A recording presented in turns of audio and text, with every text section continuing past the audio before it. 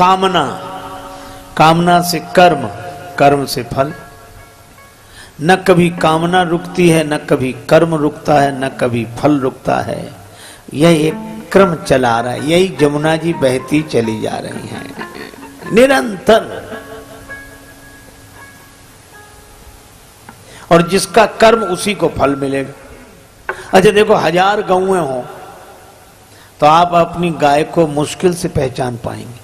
1000 गायें, और आप उन गौओं के बछड़ों को छोड़ दो तो बछड़ा उन 1000 गौओं में अपनी मां के पास पहुंच जाएगा।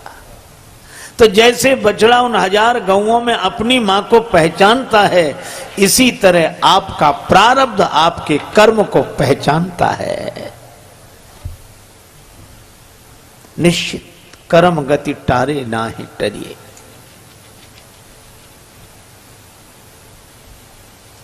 अच्छा भैया, एक जगह अखबार में खबर छपी, राम स्वरूप ने चोरी की, फलस्वरूप पकड़े गए। सो दूसरा आदमी बड़ा बोले, क्या जमाना आया, कोई चोरी करे किसी को पकड़ते हैं। चोरी राम स्वरूप ने की तो फलस्वरूप को क्यों पकड़ा?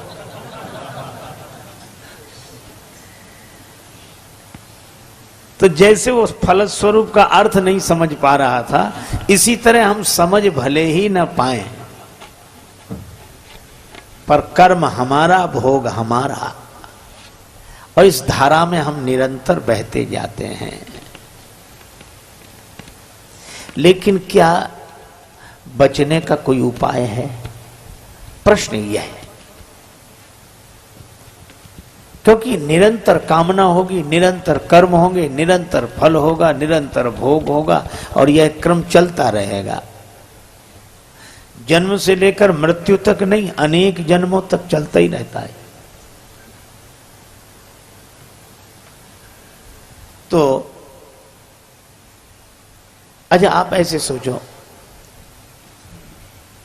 प्रारब्ध भी 3 तरह के, इच्छा प्रारब्ध, अनिच्छा प्रारब्ध और परीक्षा प्रारब्ध। हमने इच्छा की, वस्तु मिल गई, इच्छा प्रारब्ध। कई बार लोग, अरे हम तो ये चाह ही रहे थे और आप मिल गए, बड़ा अच्छा हुआ, इच्छा प्रारब्ध। सर्दी जुकाम बुखार कोई नहीं चाहता, बुखार आ रहा है, जुकाम है, बहुत परेशान, अनिच्छा प्रारब्ध।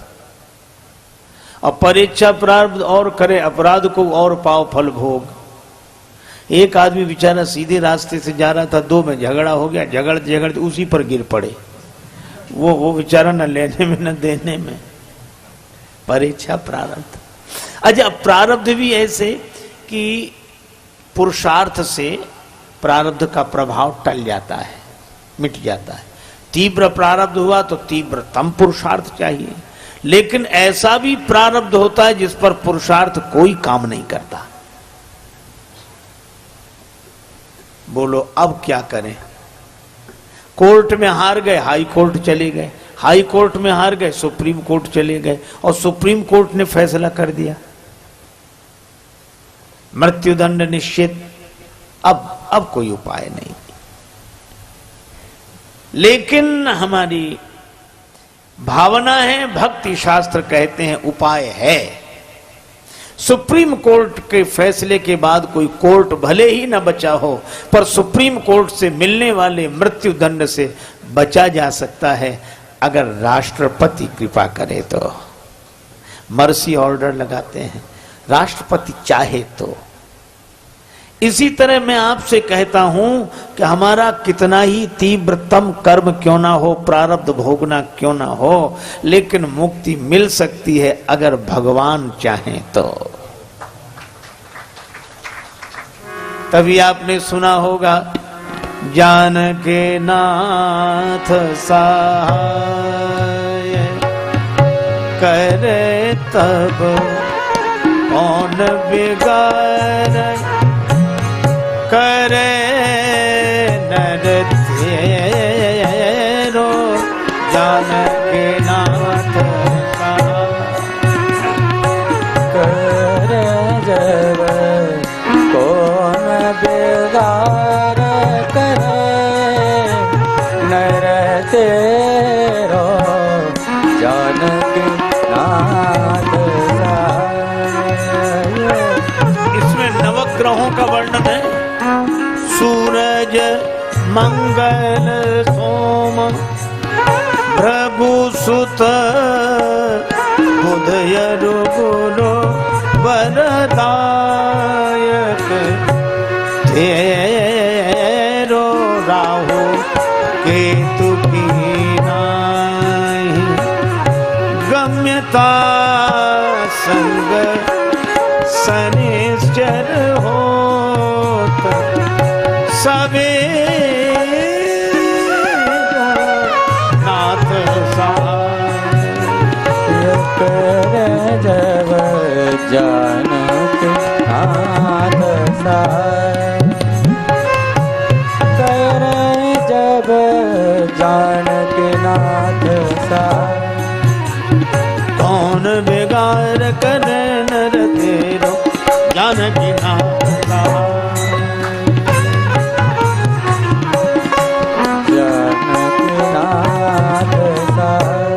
नवग्रहों का वर्णन है। श्री तुलसीदास जी कहते हैं नवग्रह प्रतिकूल हो जाएं, परवाह मत करो। क्यों?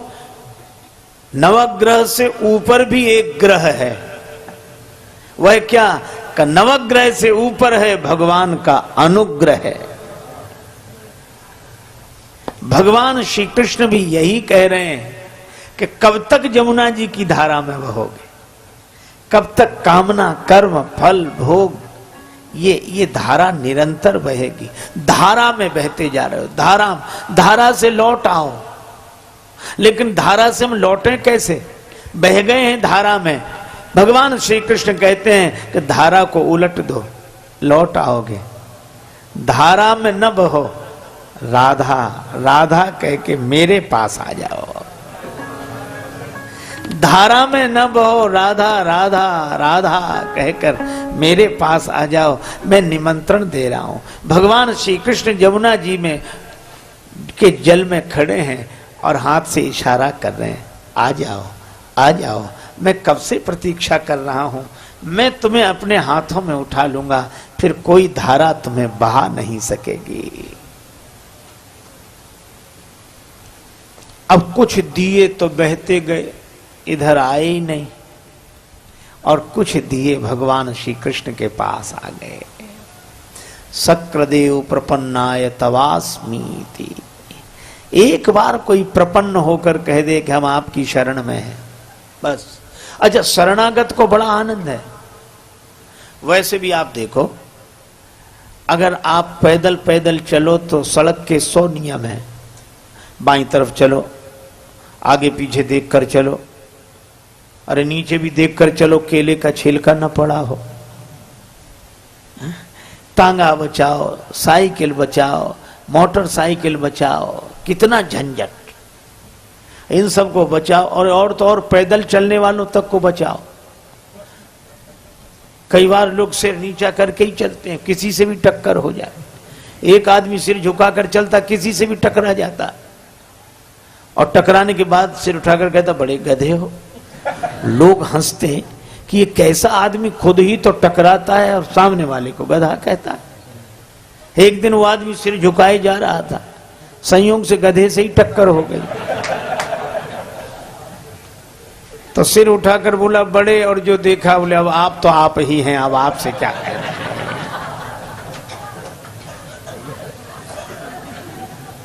अरे इतनी समस्या, नीचे देखो तो देखो, ऊपर देखो। कुछ लोग बड़े विचित्र होते हैं। एक आदमी पैदल पैदल जा रहा था, दूसरा आदमी छत पर था, बिना देखे ही पीक चला दी, उस बेचारे के सिर पे गिरी। तो उसने हाथ जोड़कर कहा कि भाई साहब नीचे देखकर नहीं थूक सकते। तो वो क्या बोला कि तुम ऊपर देखकर क्यों नहीं चलते। उसने कहा कि अच्छा ही है कि हम ऊपर देखकर नहीं चल रहे, ने सिर का स्थान मुंह ही होता तो कितने झंझट। आप एक काम करो, इन सब झंझटों से मुक्ति हो जाएगी। केवल एक काम करो, क्या आप एक तरफ खड़े होकर बस की प्रतीक्षा कर लो, पीछे बस आ रही है, आप तो विश्वास का टिकट लेकर श्रद्धा की सीट पर बैठ जाओ। भगवान की शरणागति रूपी बस में श्रद्धा का टिकट, विश्वास का टिकट लेकर श्रद्धा की सीट पर बैठ जाओ, तो चाहे आगे देखो, चाहे पीछे देखो, चाहे दाएं देखो, चाहे आंख मीच के सो जाओ, चाहे अखबार पढ़ो, और आपकी यात्रा होगी होगी, अवश्य होगी। क्योंकि अब जिम्मेवारी उसकी है जो आगे बैठकर बस चला रहा है। भगवान श्री कृष्ण कहते हैं मेरी शरण में आ जाओ, सर्वधर्मान परित्यज्य मामेकं शरणं व्रज अहम त्वया सर्व पापेभ्यो मोक्षयिष्यामि मा शुचः। मेरी शरण में आ जाओ, मेरी शरण में। अच्छा, कितना देखो, हम लोग रेलगाड़ी में वही करते हैं जो घर में करते हैं। घर में भी सोते हैं, रेलगाड़ी में भी सोते हैं, रिजर्वेशन है तो सोएंगे, भोजन करते हैं, गपशप करते हैं, लेकिन घर में पड़ा रहने वाला कहीं नहीं पहुंचता। घर में पड़ा रहने वाला कहीं नहीं पहुंचता, लेकिन रेलगाड़ी में बैठा हुआ व्यक्ति कहीं बैठता है, कहीं पहुंचता है। इसी तरह हम लोग घरों में भी वही करते हैं जो श्री वृंदावन धाम में कर रहे हैं, लेकिन घर में रहने वाला कहीं नहीं पहुंचता, पर वृंदावन धाम में रहने वाला कहीं का कहीं पहुंच जाता है। जिम्मेवारी भगवान की है। भगवान कहते मेरी शरण में तो आओ, मैं बुला रहा हूं। भगवान कहते मैं खड़ा हूं। हर मंदिर में भगवान खड़े हैं, तैयार खड़े हैं स्वीकार करने के लिए, शरण देने के लिए। तो कुछ दिए भगवान के चरणों के पास आ गए। जो चरणों के पास आए उन्हें भगवान ने उठा लिया अपने कोमल कर कमलों में, और उन दियों को बुझाकर पीतांबर में भर लिया, पोटली बनाई, सारे दिए समेटकर पीतांबर में बांध लिए। और मानो भाव यह है कि तुम्हारा वजन आज से हमारे सिर पर, तुम्हारा बोझ आज से हमारे सिर पर। पोटली रख ली। मैया यशोदा ने प्रणाम किया, आंख खोली, कन्हैया प्रणाम कर। श्री कृष्ण ने प्रणाम किया। मैया बोली चलें अब? कन्हैया बोले हाँ मैया चलो, और पोटली संभाली श्री कृष्ण ने। मैया बोली इस पोटली में क्या है? कन्हैया बोले मैया किसी को किसी की पोटली नहीं देखनी चाहिए, किसी को किसी की पोटली नहीं देखनी चाहिए। मैया बोली चोर की पोटली जरूर देखनी चाहिए। और ऐसा कह के मैया ने पोटली छीन ली, गांठ खोली तो दिए बंधे थे। भगवान श्री कृष्ण सिर झुकाए खड़े थे। इनको क्यों बांधा? हमने तो बहा दिए थे। श्री कृष्ण ने कहा कि मैया लोग यही करते हैं, कर्म की धारा में बहाकर जीव को छोड़ देते हैं। ये तो बहते ही जा रहे थे, बहते ही जा रहे थे, तो लेकिन तुमने क्यों बांधे? श्री कृष्ण ने कहा मैया मेरी आदत है कि मैं किसी को बहते हुए नहीं देख सकता। मेरे सामने ही बह रहे थे, तो इनको बहते हुए मैं नहीं देख सका, तो मैं बुलाने लगा आ जाओ आ जाओ। तो सबको क्यों नहीं बांधा? कन्हैया बोले मैया मैं सबको थोड़ा ही बांधता हूँ। कहा फिर का जो मेरे चरणों में आ जाते हैं उनको मैं अपने कोमल कर कमलों में उठा के सिर पर बिठा लेता हूँ।